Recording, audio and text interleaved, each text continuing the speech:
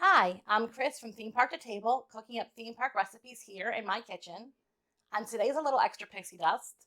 We're going to Knott's Berry Farm, and we're going to mix up their Boysenberry Vodka Lemonade. To start, I have a glass with crushed ice.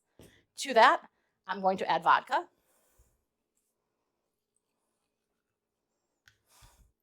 And then I'm going to grab my lemonade. I have organic here. You could use whatever kind you like.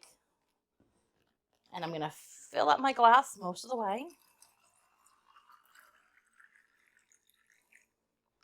And then, as the final touch, I'm adding in the boysenberry syrup.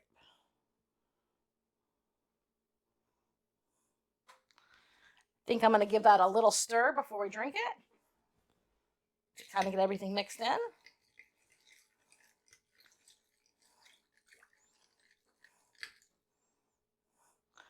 And there you have it. That easily. Knott's Berry Farms Boysenberry Vodka Lemonade. If you like this video, hit like and subscribe, and I'll see you next time.